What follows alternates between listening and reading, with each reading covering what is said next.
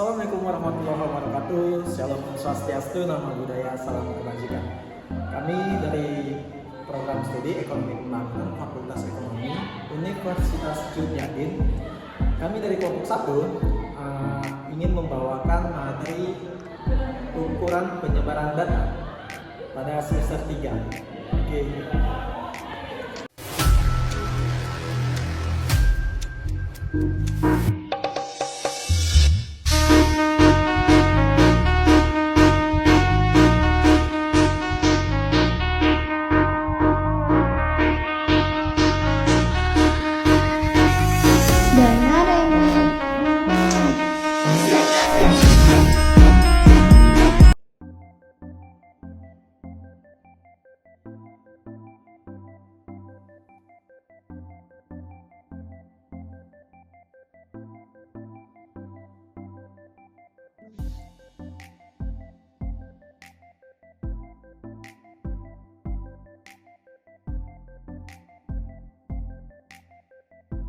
Baik, terima kasih kesempatan yang telah diberikan kepada kami. Kami dari kelompok 1, langsung saja materi kami yang kami bawakan ialah ukuran penyebaran data. Baik, dalam materi ini kita mempelajari ukuran penyebaran data yang dimana ada 4 cara penyebaran data. Yang pertama, ukuran penyebaran untuk data yang tidak dikelompokkan. Kedua, ukuran penyebaran data yang dikelompokkan. Ketiga, ukuran penyebaran relatif. Dan keempat, ukuran penyebaran lainnya. Baik, sebelumnya, statistik adalah sebuah kumpulan data, angka, atau informasi. Sedangkan statistika adalah ilmu yang mempelajari bagaimana data atau angka tersebut diolah dan dianalisis untuk menghasilkan sebuah informasi yang bisa digunakan dalam pengambilan keputusan. Jadi, itu perbedaan daripada statistik dengan statistika. Oke, baik. Untuk materi selanjutnya yang dimana saya membahas mengenai ukuran penyebaran untuk data yang tidak dikelompokkan. Baik, beberapa penjelasan mengenai ukuran data yang tidak dikelompokkan termasuk mengenai jarak atau range, yang dimana jarak atau kisaran nilai merupakan ukuran yang paling sederhana dari ukuran penyebaran. Jarak merupakan perbedaan antara nilai terbesar dan terkecil dari suatu kelompok data, baik data populasi ataupun sampel. Semakin kecil ukuran jarak menunjukkan atau menentukan karakter yang lebih baik, karena berarti data mendekati nilai pusat dan kompak. Sebagai penjelasan mengenai rumus jarak sama dengan nilai terbesar dikurang dengan nilai terkecil.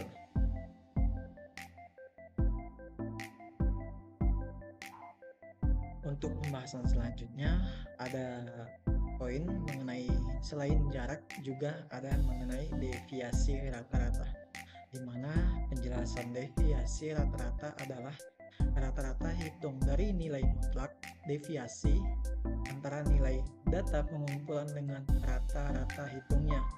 Sebagaimana rumusnya, ND atau deviasi sama dengan sigma X dikurang X per N.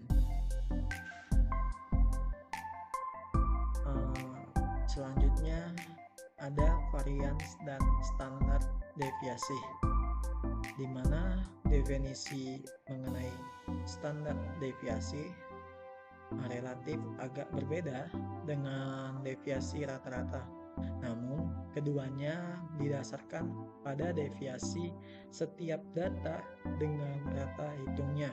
Apabila pada deviasi rata-rata mengabaikan tanda tambah dan kurang dengan melakukan tanda mutlak, maka pada varians deviasi dikuadratkan dengan demikian, tanda negatif akan hilang dan menjadi bilangan positif. Varians dan standar deviasi adalah sebuah ukuran penyebaran yang menunjukkan standar penyimpangan atau deviasi data terhadap nilai rata-ratanya. Arti lain juga, varians adalah rata-rata hitung deviasi kuadrat setiap data terhadap rata hitungnya. Varians dapat dibedakan varians populasi dan varians sampel, yang dimana varians populasi adalah deviasi kuadrat dari setiap data terhadap rata-rata hitung semua data dalam populasi, sedangkan varians sampel adalah deviasi kuadrat dari setiap data rata-rata hitung terhadap semua data dalam sampel, di mana sampel adalah bagian dari populasi. Dapat dirumuskan mu2 atau mu pangkat 2 sama dengan sigma x dikurang pi kuadrat per n, atau bisa dengan cara V sama dengan sigma x per n. Baik, sesuai dengan pembahasan yang pertama tentang ukuran penyebaran data yang tidak dikelompokkan. Jadi masuk kita pada pembahasan kedua, ukuran penyebaran data untuk data yang dikelompokkan. Langsung saja pada pembahasannya. Yang pertama, jarak atau range. Jadi, di mana range ini pada data yang tidak berkelompok, bukan itu. Udah coba ulangi ya, ini masuk poin kedua gitu, Pak ya. 1, 2, 3, next. Baik, kami lanjutkan pembahasan dari kelompok kami, di mana tadi pembahasan yang pertama, ukuran penyebaran data yang tidak dikelompokkan. Jadi masuk kita pada pembahasan kedua, ukuran penyebaran data yang dikelompokkan. Baik, dalam pembahasan ini kita dapat mempelajari bagaimana cara menghitung jarak sebuah nilai dari sebuah penelitian, di mana pada titik data tidak berkelompok, pada data berkelompok adalah selisih antara batas atas dari kelas tertinggi dengan batas bawah kelas terendah. Ada contohnya pada buku di mana telah diketahui data dan kita telah tahu di mana rumus daripada mencari jarak atau selisih dari data tersebut itu dikurangi batas atas kelas tertinggi dikurang dengan batas bawah kelas terendah. Itu tertuju pada contoh. Kita telah melihat contohnya, jadi kita tahu dulu mana kelas yang paling tertinggi dikurangi dengan kelas yang terendah. Hasilnya nanti itu yang menjadi jarak. Kedua, deviasi rata-rata. Nah, deviasi rata-rata ini memang sama dari data yang tidak dikelompokkan, hanya saja perbedaannya pada deviasi rata-rata pada data yang berkelompok ini, di mana rumusnya X bar sama dengan sigma F1 kali X1 per N.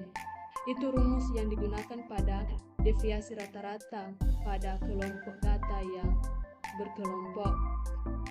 Contohnya ada juga dalam buku. Jadi kita telah ada contoh, jadi kita masukkan lagi dalam rumus itu. Jadi hasilnya nanti itulah yang menjadi X bar sama dengan sigma F1 kali X1 per N. Itulah yang menjadi hasil daripada deviasi rata-rata tersebut. Masuk kita pada tahap ketiga, varians dan standar deviasi rata data berkelompok. Jadi, Berbicara dengan varians, untuk data berkelompok ini hampir sama dengan varians pada data tunggal, namun dikalikan dengan frekuensi setiap kelasnya. Jadi, frekuensi varians data berkelompok dirumuskan sebagai berikut, di mana S kuadrat sama dengan sigma F kali X dikurang X pangkat 2 per N kurang 1. Sedangkan untuk standar deviasi data berkelompok dirumuskan sebagai S kuadrat sama dengan akar daripada sigma F kali X dikurang S bar pangkat 2 per N kurang 1. Itulah perbedaan daripada varians data tidak dikelompok dan varians data yang dikelompok.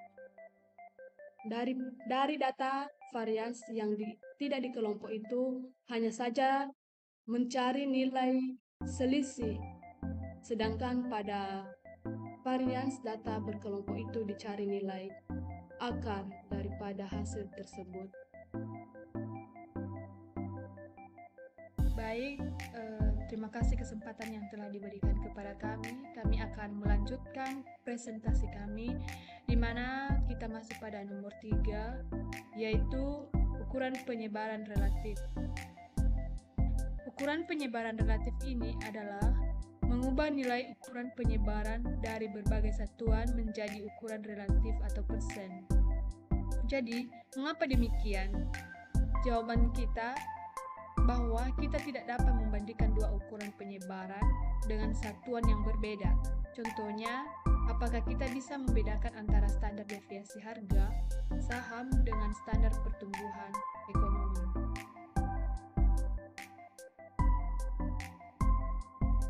Lanjut, pada pembahasan penyebaran data ini, kita berbicara tentang koefisien rank, di mana koefisien rank ini adalah pengukuran dengan menggunakan rank secara relatif, di mana rumusnya KR sama dengan LA dikurang LB kali 100% kali LA per LB.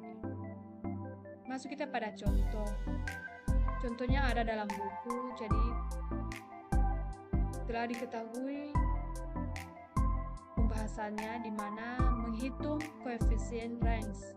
Jadi langsung saja kita masukkan dalam rumus. Jadi hasilnya sudah diketahui ada dalam buku, itu hasilnya akhir KR sama dengan 33,003 per 40 703 kali 100%, hasil terakhirnya 81%. Baik, masuk kita pada pembahasan kedua, koefisien deviasi rata-rata. Jadi, koefisien deviasi rata-rata ini adalah ukuran penyebaran dengan menggunakan deviasi rata-rata relatif terhadap nilai rata-ratanya, atau presentasi dari deviasi rata-rata tersebut. Jadi, rumus yang kita gunakan di situ KMD sama dengan MD kali 100% per X. Lanjut pada koefisien standar deviasi.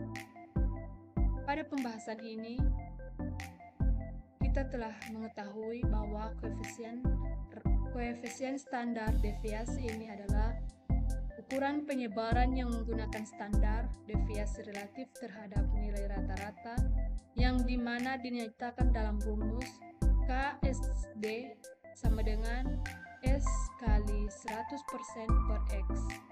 Langsung saja pada contoh, dimasukkan dalam rumus, lalu kita lihat pada akhirnya, itu dalam rumus itu hasil akhirnya 0,15%.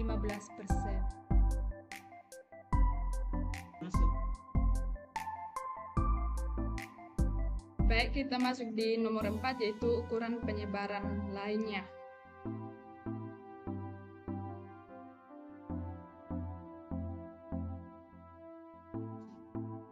Ranks internal kuartil. Ranks internal kuartil adalah selisih antara kuartil ketiga dengan kuartil pertama. Masuk kita pada kuartil 1 atau K, membatasi 25% data berada di bawahnya dan 75% berada di atas kuartil 3 atau K3. Membatasi 25% berada di atasnya dan 75% berada di bawahnya. Oleh sebab itu, range internal kuartil yaitu K3K sama dengan 50% data yang dapat pula berasal dari K2 kurang K1 dan K3 dikurang K2 atau jarak. Inilah yang merupakan ukuran penyebaran. Masuk kita pada deviasi kuartil. Ada setengah jarak antara kuartil ketiga atau K3 dengan kuartil pertama K1.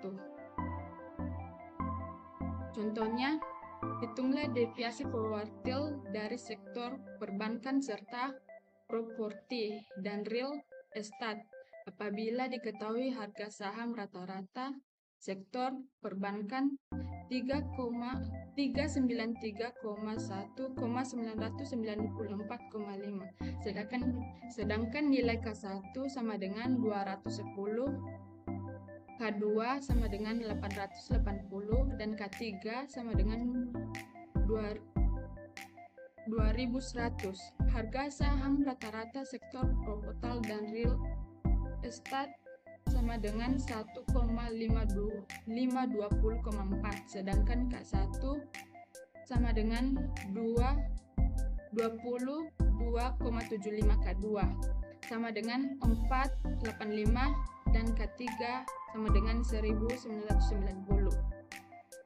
Masuk kita pada penyelesaiannya yaitu bagian A, DK perbankan atau K3 dikurang K1 per 2 sama dengan 2100 dikurang 210 atau 2 sama dengan 1890 per 2 sama dengan 945. Masuk kita pada bagian B, DK properti dan real estate. K3 dikurang K1 per 2 sama dengan 1990 dikurang 202 atau 2 sama dengan 1787 per 2. Hasilnya 893,6. Dari nilai deviasi kuartil terlihat bahwa DK properti dan real estate DK perbankan.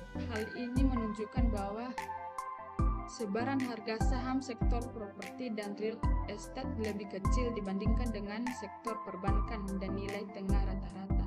Harga saham sektor properti dan real estate lebih mewakili data saham keseluruhan dibandingkan dengan sektor perbankan.